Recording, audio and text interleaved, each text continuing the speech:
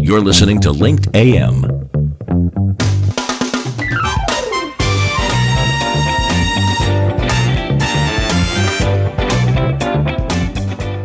Tell your story on Linked Live and get noticed. You're listening to Carl Wolfenden on the Business Class Show and is not always affiliated with the guests and the topics discussed. Any financial statements are the opinions of the individual, and you should seek professional advice before making any decisions. Upgrade your listening to Business Class, the show that puts you in the big leather comfy seats. So sit back and enjoy our take on the trending business issues of the week. Howdy, folks. Here he is, the Texas Brit, the guy with the stiff upper lip, filling his 10-gallon hat and his cowboy boots, Carl Wolfenden. Good morning, and welcome to Linked AM here on Business Class News, BCN News, as we're now known. And, over the past, 8 years, my goodness, I keep saying that to myself, and I keep reminding you guys that you've been with me now for 8 years, and we really appreciate all of our listeners and viewers over the years. And, one of the things that keeps recurring in the emails that we get here at BCN News is, how can we start to really plan and start to guide the business, even if we're established? But a lot of people that are wanting to start businesses, they say, how do I start, etc. And, every year at the end, that third quarter, we do a thing called Race to the Start Line. We've been doing that for many, many years now. We've always talked about the importance of planning. Because if you don't know the roadmap, you don't know how to get to the destination. And so the roadmap is one of the most crucial parts of any business at every stage, I think, anyway.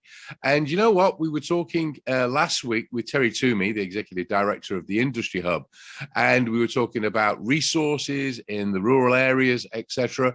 And then at the end of the conversation, we were saying, it would be great to have your sort of experience, I suppose, and how you approach planning for businesses. And so I've got Terry back on the show. Thanks for joining me again this morning, Terry. How are you today? I'm great, thank you, and thank you for having me.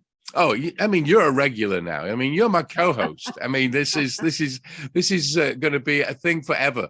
So you can't get away from me. But we were talking last week, weren't we, about resources in rural areas, etc. And then we kind of segued into, I think it was after the show was ended, we were just chatting. And you said really one of the most crucial parts is planning and the business plan and how important it is. So explain what you mean by that, Terry. Well, let me just give you an example. Would you go on vacation and not have a plan for what you were going to do? Never. Yeah, you gotta buy tickets. You got to decide where you're going. You got to decide if there's a hotel. Can you afford it? How much spending money you're going to need to have?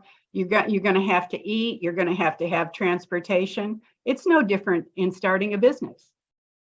You have to know what you're doing, what your product is, who's your market, how are you going to sell to them, how are you going to follow up, how are you going to deliver the product, how are you going to store the product, or how are you going to make the product, how you're going to, pay the sales taxes, how do you stay in compliance with any federal or state regulations? How do you do that without a business plan? But it sounds so daunting. I think a lot of people say to me, they go, oh my goodness, that sounds like a lot of work. And why can't I just go and do my business? I think there's no shortcuts, are there, really? No, there aren't. You have to have a budget, first of all. You got to have some money, and you need to spend that money wisely. And so many people they just jump in. Well, it's okay if you've already started, you need to just slow down and get some basics under you. So many small businesses that I talk with say, well, I just need help with marketing. And then I start asking them questions, and it's like, well, you need a whole lot more than marketing. So tell me about who your customer is. Oh, everybody wants to buy my product. Well, as soon as somebody says that to me, you're already out of business, because everybody is not your customer. First of all, you don't have millions of dollars to spend on advertising. So how can you market to everybody? So essentially what they're saying to me is, I'll sell the product to anybody who comes to me. But if you don't know who that person is, if you don't know that sweet spot, how do you know how to talk to that audience to get them to come buy your product? And a business plan, it does sound daunting, but it doesn't have to be daunting. And so, some people say you can write a business plan on a single piece of paper. Well, you can do that as an outline to kind of get yourself started. And I recommend, when people are building a business plan, that you start on 2 sections. Don't try to do the whole thing at one time. Do 2 things and do those 2 things well. So in your business plan, you have to say, how's your business structured? Well, are you a DBA? Are you an LLC? Are you a corporation? How are you set up? And that then dictates what kind of licensing you have to have in the state you're in. I just mentored somebody last week who wants to do business in Texas. And I said, so do you have an LLC or corporation? She said, yeah, I have an LLC in New Mexico. That's not licensed to do business in Texas. So there's a misconception about what these corporations, LLCs, what they are and how they apply. In Texas, you have to be licensed to do business in Texas. It either has to be a DBA, which is doing business as, and that's registered in the county you're doing business, or you're registered at the state level as an LLC or a corporation. And each of them has a different structure, and you have to look at those structures and decide which structure works best for you. Now, if you eventually think you're going to sell stock, then you need to be set up as a corporation. If you're not going to sell stock, then you can be set up as an LLC, which the IRS sees as a partnership. Well, if you're going to have a partnership, you can be a 1-person corporation and a 1-person LLC. But if you're going to have more than one person in your organization, then you have to have rules of the organization. How are you going to be set up? Who's your, if there's a husband and wife, who is the decider? Who makes the final decision when you're at loggerheads? Somebody's got to be that final decision maker, and that has to be decided before you get to conflict. Because as we all know, we're all human, we're all right, we're always right all the time. Right? Oh, I'm always right. But yeah.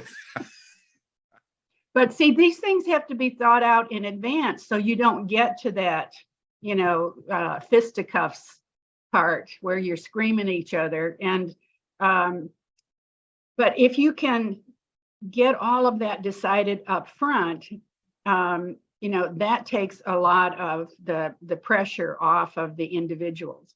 Now, the other thing, when you're doing business, you absolutely have to have a separate checking account. Keep your business monies separate from your personal income. And that all goes into your business plan. So if you're set up as a DBA, doing business as, then you can use your Social Security number.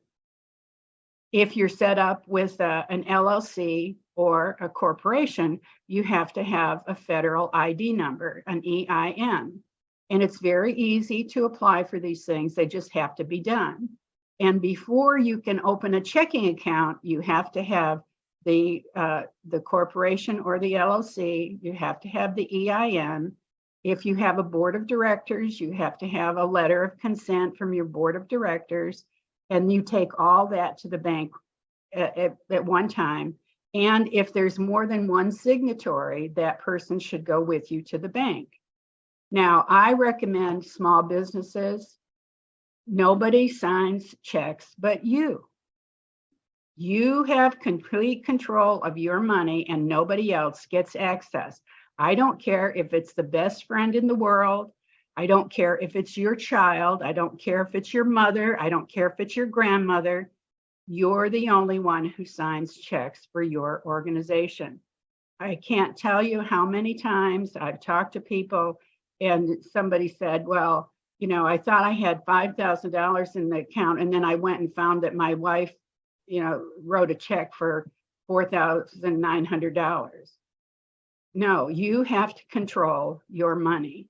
And all those funds in that business account can only be used for business purposes. Otherwise, you can't keep clear bookkeeping, so for tax purposes. So don't mingle your personal money and your business money. So now we've taken care of one section of your business plan. How are you structured? So we're done. That section's done. Now you move on to, I would recommend that you start by identifying who's your customer. So start with your marketing and your market research. So who's your customer? How affluent are they? Are you in the right area? I mean, if you don't have a storefront and you're doing everything online, that's good. But if you're going to have a location, then you need to have a location that's relevant to the audience that you're trying to sell to. So you wouldn't set up a child's toy store in a senior living center. So, you know, you've got to match what you're trying to do with the audience you're trying to reach. And, you know, there are a lot of things that go into how you identify who that market is. And you have to do some testing, because you know, a lot of people will go into it thinking, hey, you know what, I love banana bread, so I'm going to sell banana bread. But everybody doesn't like banana bread. So you need to find those people who like banana bread. And how do you do that? Well, you might have to do some samplings. You might have to, you know, go out and talk to people. You might have to do a mail survey or somebody and get customers' feedback and listen to that customer. When that customer says, yeah, I like banana bread, but I only like banana bread with nuts. It has to have walnuts in it, or I'm really not interested. Well, you have to gauge how big that audience is. If you have an audience of one, that's not a business. Yeah, I mean, I've met so many times that people come to me and say, oh my goodness, I got a great business idea. You know, I've had like all the soccer team moms love this thing. Well, okay, that's like 11 mums, okay? Right. And they're all friends, etc. And they're gonna go out and do something, and well, guess what? Then you don't know unless you, as you say, go out and survey them, you know, while you're at the soccer games, to just talk to people as you go around. Those types of things. It doesn't have to be like an official survey type thing. It can be, you know, getting a pool of people around you that you think really like that idea. But then you've got to then say, okay, that's one segment. Now let's go and test another segment, because that's soccer moms. Let's go and talk to somebody else. Let's go and do an email blast to my church, you know, friends, etc. And so you're absolutely right. These are great pieces of advice, and this is what you do, isn't it, at the Industry Hub? Right. This is exactly what you do, and this is what we're talking about with the bigger project that we are launching this year. Right. Well, and the business plan is a build. It's not a one, you know, a one shot kind of thing. It evolves, doesn't it? It evolves over time. Absolutely. And, you know, as you build it, it's not stationary. So it's going to change. And what I always tell my clients is, as your business grows, I want you making decisions. I don't want you reacting to the market. When you react, you begin to spin. And when you spin, you're not moving forward. So I want you making definite decisions of, yes, I'm going to do this, or no, I'm not going to do this. And make a decision. You can change your mind later if you've decided you've made a bad decision. But not making a decision is a mistake, because then you begin spinning. And when you're spinning, you're not moving forward.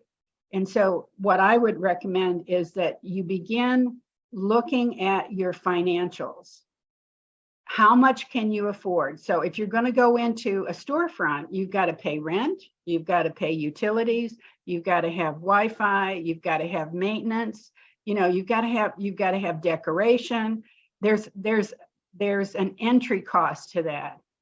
What is that entry cost before you get into it? You have to gather all those numbers, talk to a commercial realtor, get the feel for what's an average cost of square footage for that kind of facility. Because people who go into these things and don't use professional help, they get taken advantage of, because we are not professional real estate people.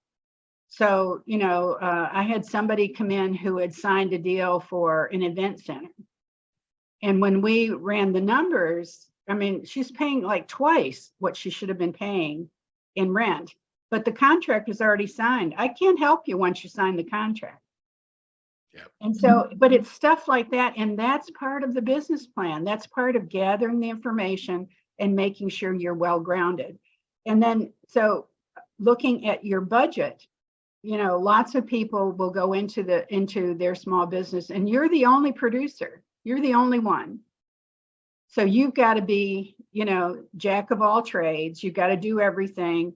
And it's exhausting. People don't realize when you work for somebody else is doing the bookkeeping, somebody else is doing the marketing, somebody else is, getting the product or making the product.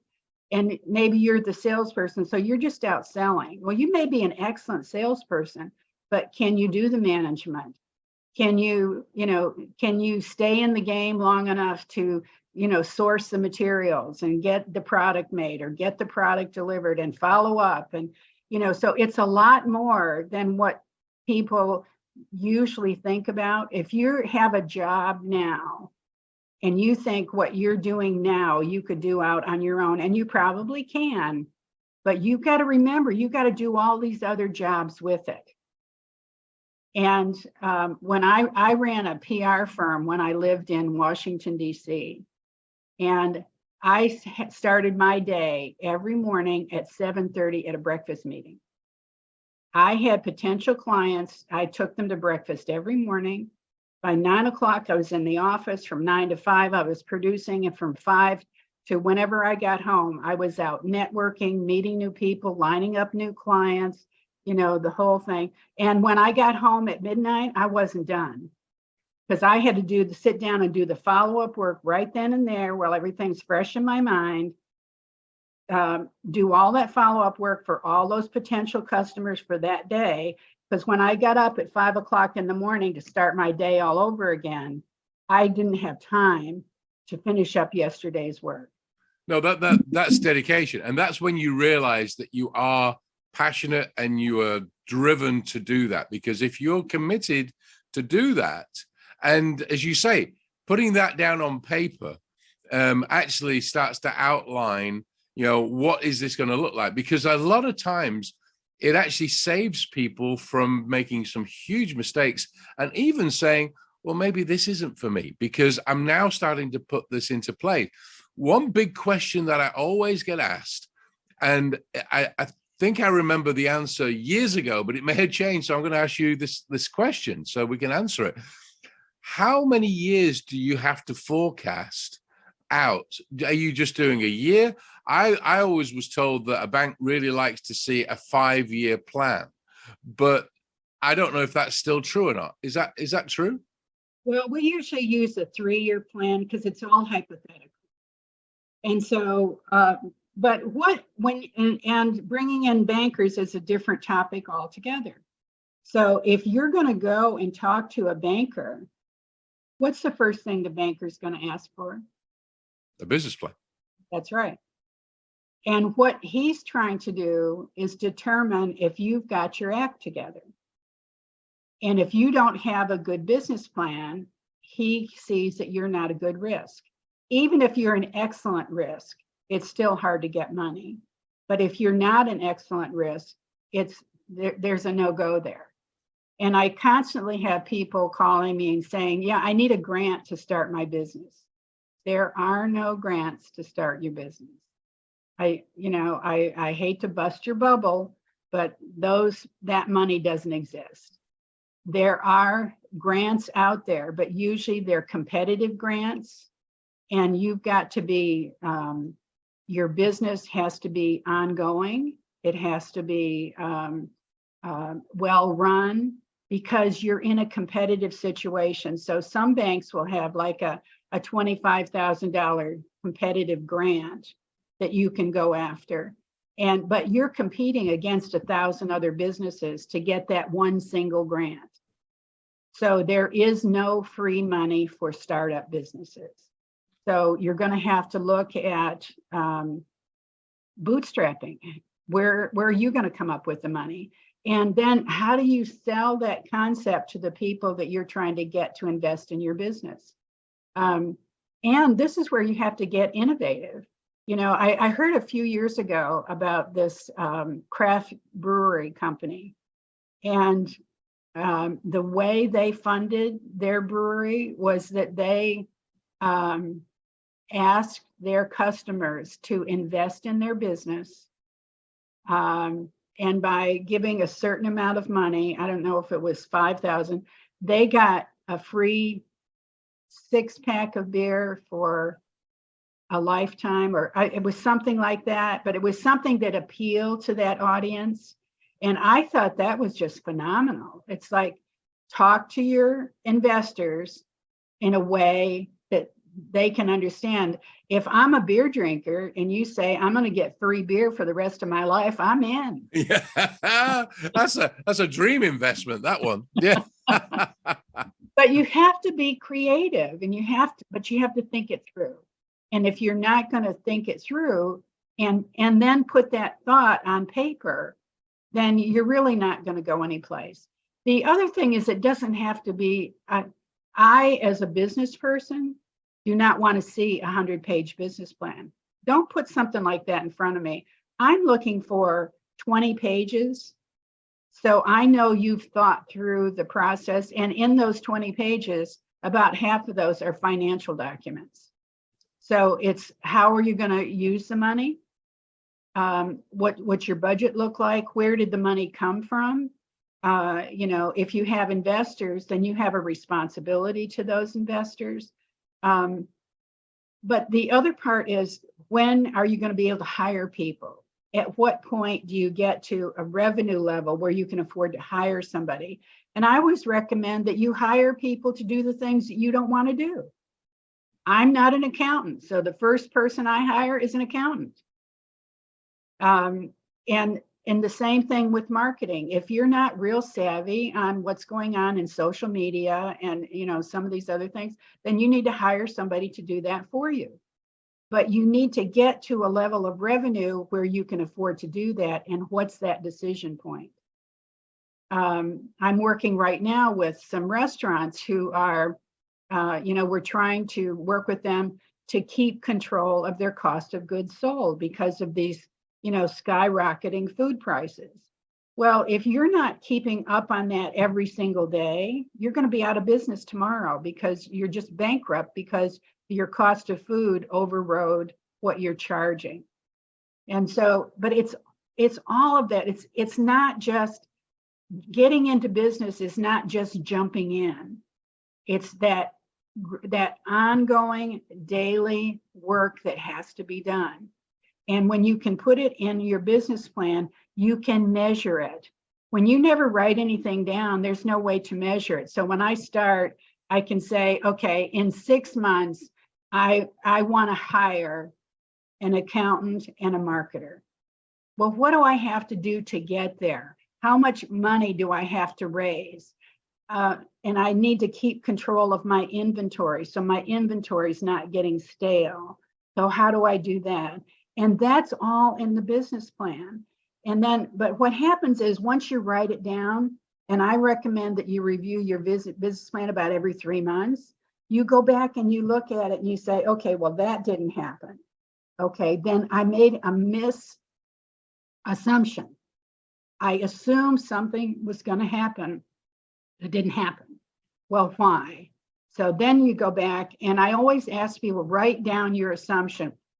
When you came up with that number, what did you think was going to happen? And then you look and you say, well, I thought that in 60 to 90 days, I would sell X plus 20 units of whatever this product is. I sold X plus 1. Well, why did I miss that goal? And it gives you something to say, okay, but what it does is it plugs you into your actual working environment. The other thing that happens is I thought I was going to sell X plus 20 and I sold X plus 500. So what do you do now? You've sold more, you underestimated what the market was going to be, and you need to go in and you need to critically evaluate that, because what happens then is, do I grow to that rate? Do I build the infrastructure to that, or was that an aberration? That's right, because I mean, you know, you could get yourself into a situation where your supply chain can't even cope with that growth. Yeah. So I mean, what I love about the way that you're outlining and sort of laying this out is that, because I went through it many years ago and still go through it, is that, you know, you can get yourself so absorbed into the daily grind of the business that you start to forget about what your business plan was. So that's important that you go and revisit it every 3 months. I love those notes that you put in. Why did you do that? And then you review it and say, well, that didn't happen the way I wanted it to, good or bad, as such. Because I tell you what, being in business plays with this. You can have sleepless nights, you can worry, but if you have it written down and you've documented it and you can go back, it actually relieves a lot of that stress, because you can say, okay, I'm not just, because it builds up, doesn't it? You start to do, you're either being successful or you're not being successful, and you get stressed out about it, either stressed because you're not doing well or stressed because you are doing well, and how do I scale and cope? And then the worry of, okay, here's the milestone that I've placed to say I'm going to hire a head chef. I'm the head chef at the moment, but I need to be doing all these, but this is my milestone. What causes that milestone? That's revenue. And how many plates are you actually serving a day, and things like that. So it really does help. It's a road. I like your analogy with planning a vacation, and it's kind of the same thing with me. I say it's a roadmap, because you've got that destination in mind, but you've got to have waypoints of where I'm going to stop, evaluate, and then retool.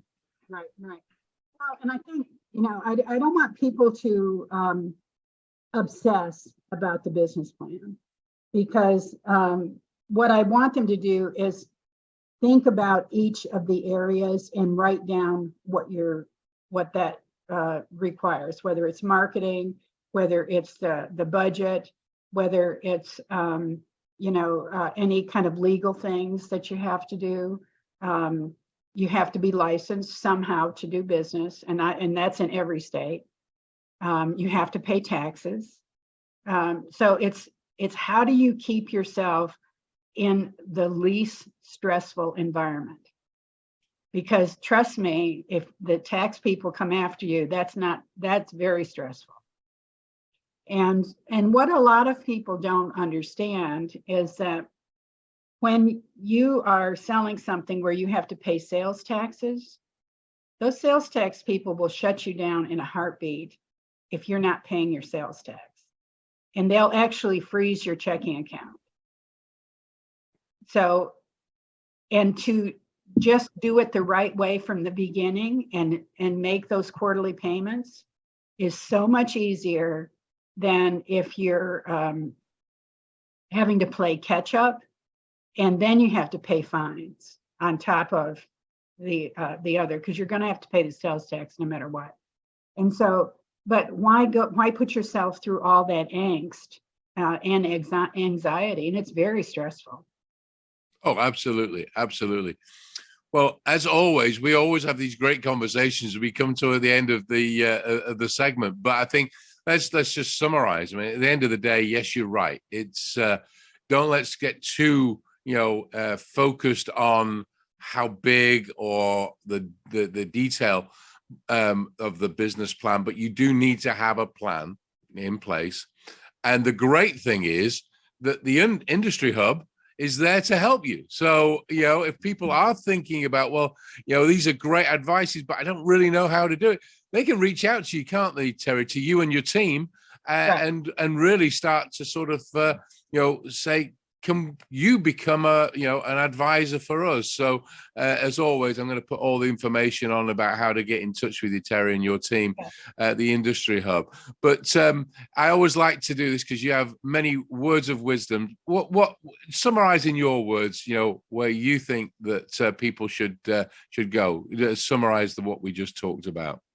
Okay, well, in order to start your business plan, there are a lot of free resources out there to help you. You can go to score.org or you can go to sba.gov. Both of them have business plan formats on their websites. And I would look for the just the bare bones to start with, because I want you to get your thought processes organized.